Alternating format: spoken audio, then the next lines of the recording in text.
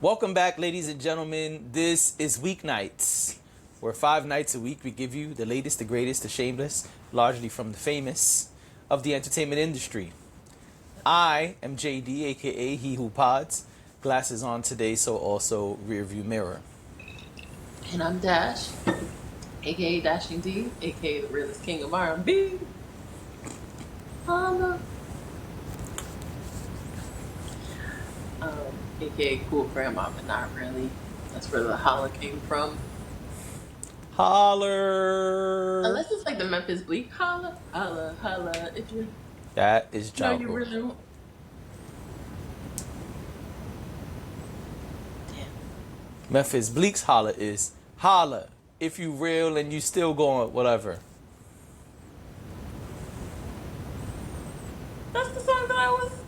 No, you were singing holler, holler. If you want to get with it, dollars, dollars is Why does that sing murder. though? They don't at all. Well, I was going for the Memphis Bleak one. That's holler. If you Close. real and you still gonna ride, holler. If you But you're saying they're not similar, but they literally have some of the same words. all right, here we go. I'm like, wait, which Because one you're are you pulling- wrong. Which one are you pulling up? Because I'll pull up the other one. Whatever. It don't matter to me. You wrong. That's what you about to find out. All right. Look up Memphis Bleak. This is Holler, Holla Holla by Ja Rule.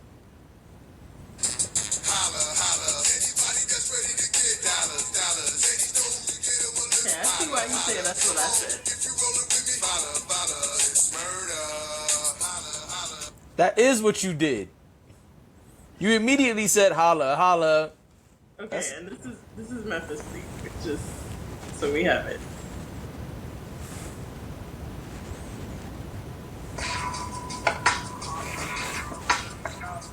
Very different.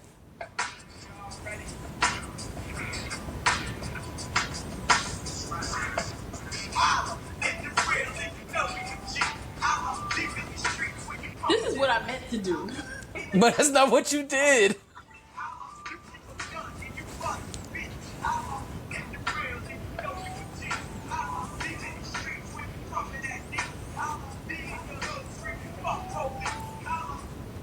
Yeah. Oh. No. Okay, all right. Also, speaking of Memphis Bleak has a new song which we will review tomorrow. Yes. My guy. All right. Well, I apologize to Memphis Bleak personally because I made a mistake. Yeah, you better. It was not Ja Rule's version. Ja Rule's holla was not supposed to come out. Right, because that is holla holla. Right, and holla holla holla holla, and that is John Legend.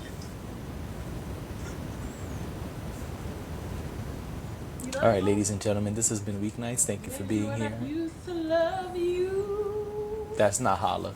That's when I used to love you. Right, but the beginning of don't check me on John Legend now.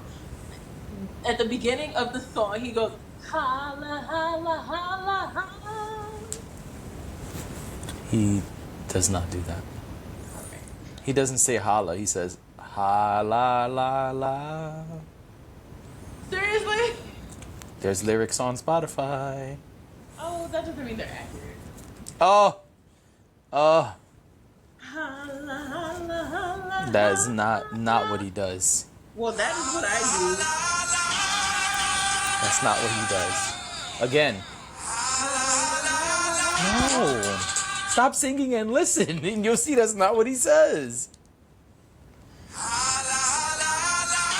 That's what I said. He's saying ha la la la. Oh, actually, according to the lyrics, which you say are wrong, you are correct. It says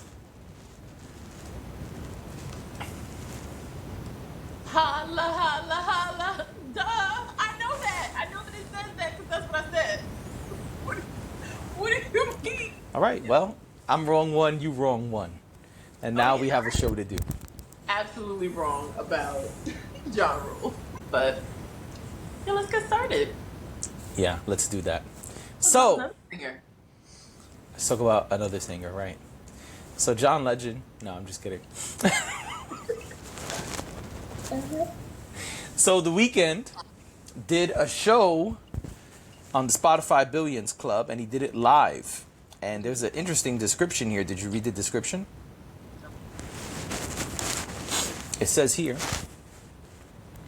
in this first ever Billions Club live concert film, The Weeknd delivers an unforgettable one-night-only performance celebrating his record-breaking 25 tracks with over 1 billion streams each on Spotify, more than any other artist. There's more, but that's the point of it. What stood out to you about the description? That it was a Spotify show by Spotify, about Spotify, celebrating Spotify. Oh, I thought you were gonna say the part where it said it was unforgettable. Oh, well, I already forgot it. No, I'm just kidding. I mean, I didn't forget it, but I will. I don't think it was an unforgettable performance. Well, he does 48 minutes of music. What they Yes, say wait. is his greatest hits, by the way, in the description.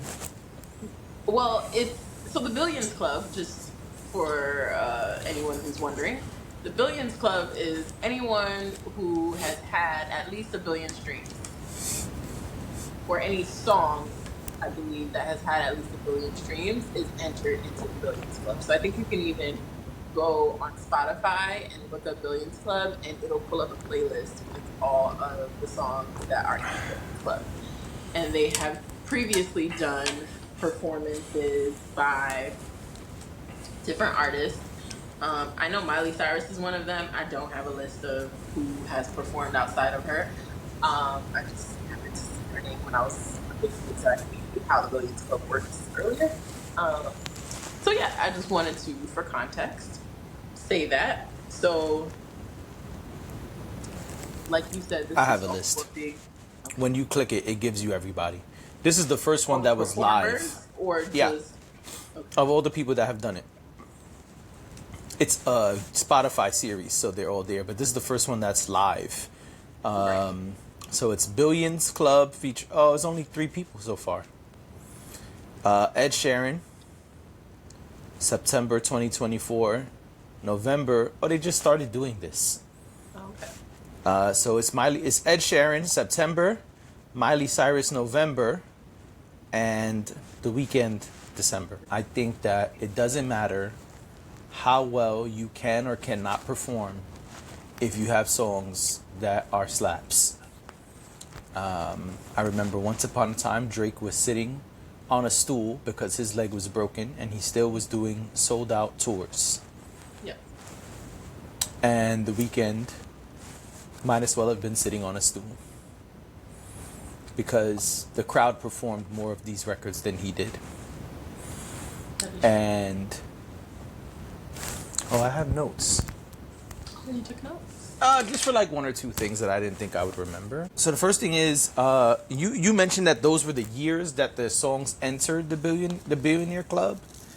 That wasn't clear to me because it said featuring the Billionaires Club 2022 or whatever. The wording of it was weird, and so that threw me off. But what you're saying makes absolute sense. It just was weird to me that was what was happening during the time of the performance. Because some of them say 2024, some of them say 2020. They all have different years. The years kept Yeah. changing, and I just was like, why are the years changing? And so Yeah. perhaps that's my fault for not paying enough attention, but that didn't seem clear to me, and I was wondering why is the years keep changing. So if that's why, good job, Dash. Was Often a single? I never heard Often before. Okay, so I know Often really, really well because I like Often, but I'm not sure if Often was a single. Yeah, because I'm like, I don't know this song at all. I started listening to The Weeknd not because I heard The Weeknd on the radio or anything, just because I kind of stumbled upon an album and I just listened to them. The 3-part series that he had, Yeah, I know what you're talking often is from there. about. Oh, okay. Well, I couldn't tell you. I must have missed it somehow, or maybe I just don't remember it because I was like, I don't even know this song. That was like the only song I got excited about while I was watching it. I was like, oh, he's doing Austin. Okay, cool. But I really loved the series. So, yeah, it was just something that I just listened to. I don't know what was a single from that time or what wasn't. I guess the one song, I can't remember right now, but it's a song that was really popular and I think it was a radio hit. Mm. But I can't think of it right now. I'm sure he performed it, but I'm not sure about Austin. I don't know if it's or not. But that was like my favorite part because it's just a song I really like.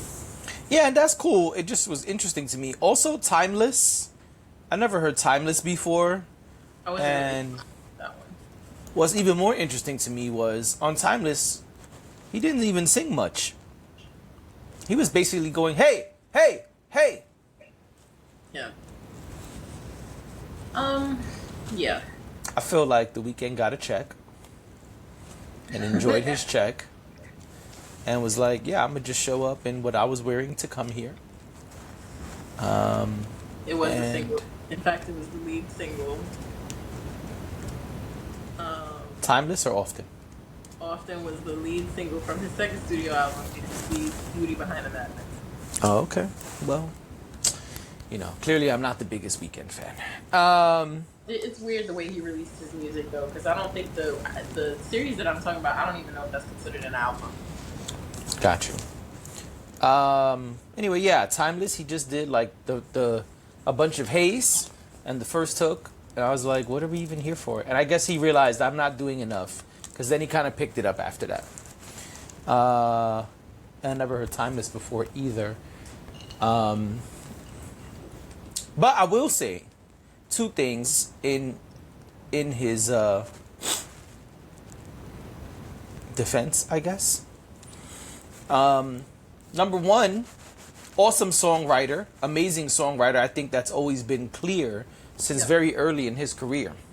The second thing is, although I'm making jokes about him not really singing half of the songs, he is a master of ceremony because he was directing the crowd and they were definitely following along. It wasn't like he was struggling to get them to follow his instructions. He was.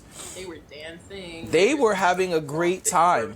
And that's because he is an amazing songwriter. They are amazing songs. And those are people who are truly fans of his. Yeah. So they had a phenomenal time. But I feel like I had the same time they had right here at my house. Because there wasn't much going on the stage. And now let me be even more clear with the people watching.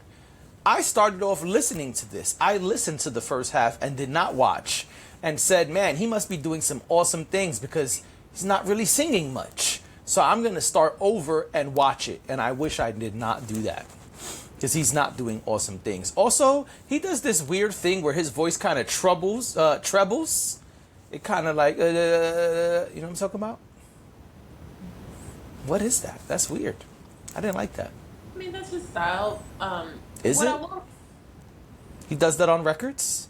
Yeah. When he's singing low and his voice is kind of like, Yeah. Yeah. But I do believe that he didn't sound great. I didn't, like, at least in the beginning, the first few songs, I felt like he wasn't sipping his tea. Yeah, I was like, is he okay? Like, sounded like Alicia Keys at the Super Bowl before they fixed it. Yeah. It sounded very much like, not necessarily off key, but just like, it was off. It wasn't, it didn't sound. Which is weird because he can sing, and that's why that treble thing was bothering me. Because I'm like, why does he keep doing that? Is something wrong? Because there's plenty of times when you hear him boldly hold notes and completely kill the singing aspect of the performance. Yeah. What you're talking about is a part of his Shtick. his yeah. Okay. That's part of his normal cadence. Hey, and then that's fine. You know, if I'm just uneducated, I'll accept that. But there was some questionable notes. There were. And I was just like, is it that? Like, did they just tell him he had to perform these songs? No, because remember, we knew about it months before. Right, but I'm just saying, like, he seems like he kind of just, got back from doing something important. Said, "Oh, I gotta smoking a big ass blunt while cashing that big ass check." He said, "Oh, okay, y'all want to perform now? All right, well, let me go and give it a little something." That's how it felt to me at the beginning. And then I don't know, like, the crowd's energy was great, but I just felt like his was kind of mid. I'm only here so I don't get fined.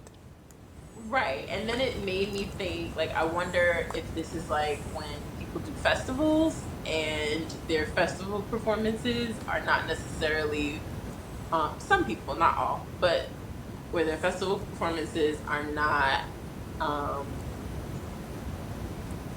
as good as, like, if you see their regular show. I just wondered if maybe that's what it was, that it's not one of his sold out shows, so he didn't give it the same level that he would give the sold out arena. I got you. Because to me it was a pretty boring performance. Yeah, I didn't need to watch this, especially after hearing the first half. But you know what I did have to watch? Tell me. Cam responding to Jim Jones. Oof. Oh my God, I almost showed up here with popcorn like Mace. Oof. First of all, Mace is a clown. I love their dynamic. Well, yeah. I absolutely love their dynamic. Besides the fact that they're killing it business-wise, besides the fact that they have legends coming up on their show like Michael Irving, who came on right after the Jim Jones stuff was done. Man, what a great dynamic those two have. Besides all of those things. Mm-hmm.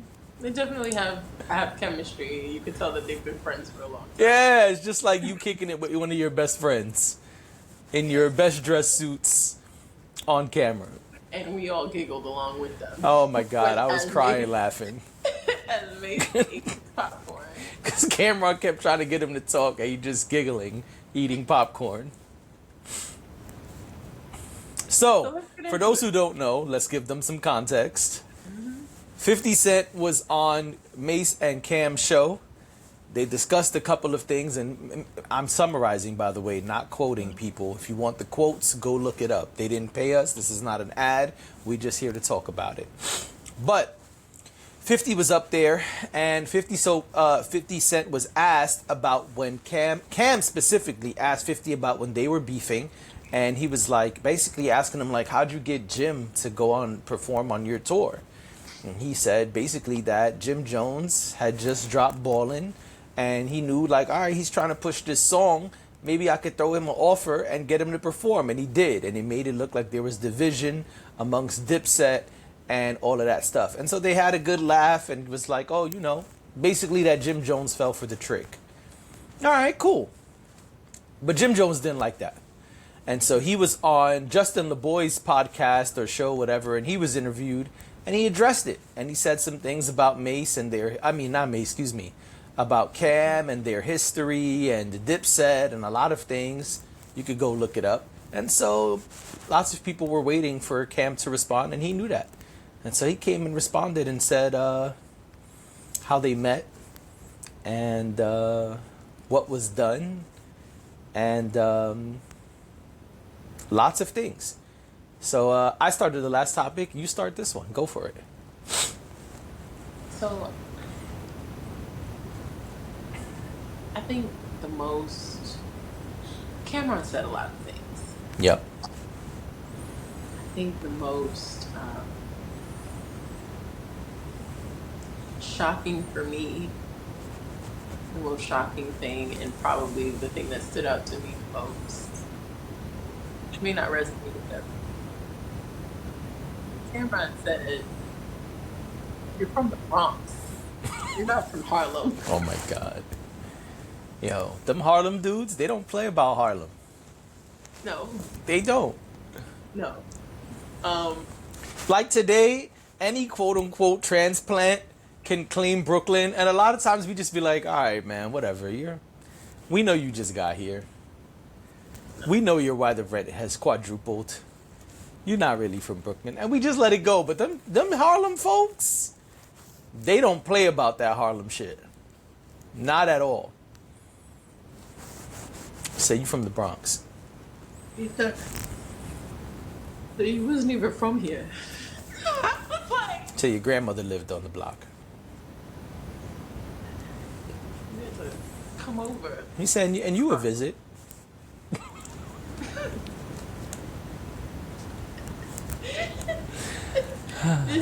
This is so niche. Like, this is only something that Love it. people from New York will I hear. loved it. People truly from New York, like Loved you said, it. not transplants, but people who are If you from Michigan born and raised, and you came to New York, we ain't talking about you. and Long Island doesn't count. And Long Island does not count. Simply doesn't. Sorry, But Suffolk County, Essex County. Sorry. doesn't count. Oh, it's Doesn't not Essex. Was it Norfolk? Whatever. Y'all know. count. No. Y'all the ones that come after y'all become adults. It's not the same. So that got me. I was like, oh, That's where he started. that's where, yeah. I was locked in at that point. I mean, you know, and he basically addresses that Jim Jones, he's just tired of the narrative that Jim Jones put them on, whatever. And he wanted to set the record straight On a lot of things. on a lot of things. He dropped a lot of names and some stories. He said he wasn't going to tell all the stories, but he told some. He also basically said that, you know, or rather implied that Jim is not lifting people up. In fact, Jim is getting people hemmed up. Yes, he did mention that. What was the comment that he made? That got me too. When he said, you beef with niggas and then you kiss them on the mouth. I don't remember that quote. You were really confused. Don't. I don't remember that. But he did He say said that that Jim it was a Jones. Yeah, he was saying Jim Jones. Anybody who has punched Jim Jones in the mouth is what he said. Anybody who has punched Jim Jones in the mouth, Jim Jones gets cool with afterwards. Right, but he specifically said, I heard him say it. He specifically said right before he said that, he said that Jim would beef. Maybe he didn't use the word beef, but he said Jim would beef, but then kiss niggas on the mouth. That's exactly the verbiage he used. Got you. I must have missed that. Because I was like, huh? And I thought he meant it literally, and then as he continued to talk, I realized he was using it metaphorically and saying then he said what you said. And then I was like, oh, okay, he just means that. Like, he goes from having beef with people. You thought that's where the pink came from. Or, yeah, his ass or whatever. I was just like, kiss him on the mouth. All right. I said, "Is he trying to call this gay?" No. But that's not what he was trying to do. I just, when you hear it, you're like, why are you saying that? You know? I mean, not that there would be anything wrong with it. It would just be egregious for Cameron to say that. We already talked about how Patty should have out. What did you think? I think it's sad that Dipset is over, but it seems that is necessary at this point. I can totally understand Cam's side of things. And yeah, he said, we addressed this all 10 years ago. I'm not going to keep doing this with you every 6, 7, 8, 9, 10 years. And I feel him on that. It should be water under the bridge if it was already addressed. But, you know, I really want to also say it gets tricky in this era where everything is on camera. Yeah. Because they pulled about 7 or 8 different clips of Jim Jones saying Mace taught him how to rap. And man, that made Jim Jones look real bad after saying something different. And also, I really enjoyed that for Cameron. Cameron knows the people who watch his show may not necessarily be fans of him as a rapper. And so he gave them a lesson. And I love that they pulled it up even though he was saying, go Google XYZ. And they made sort of input, at least a little bit of each thing in the show. I thought that was great. I thought that was amazing post-production. The show dropped early in the morning on a Monday. And they made sure to get to it. So did Mad Hatter. Oh, yeah. I was going to wear my Mad Hatter hat and forgot. Maybe tomorrow I'll come on here with the Mad Hatter hat on. Yes, Mad Hatter dropped at midnight last night, for those who don't know.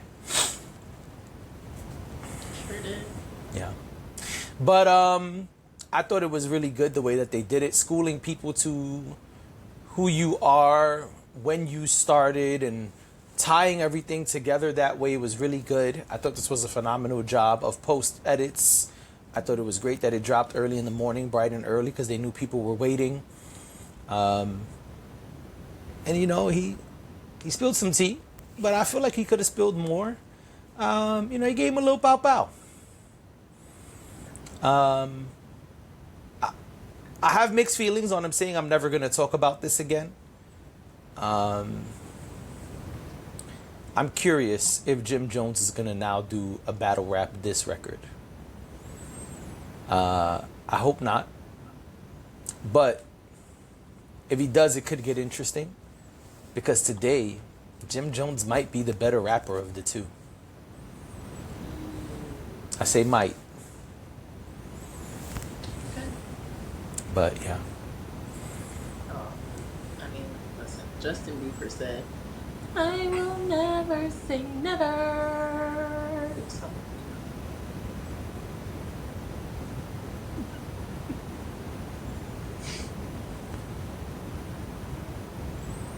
every now and again, I like to just throw a wrench into things. That's clear. Abundantly clear. And you know what else is clear? This is the end of our show. Ladies and gentlemen, thank you for being here. Okay. This has been Weeknights. We'll see y'all tomorrow. Okay, we'll see y'all tomorrow. Go stream Mad Hatter. Bye.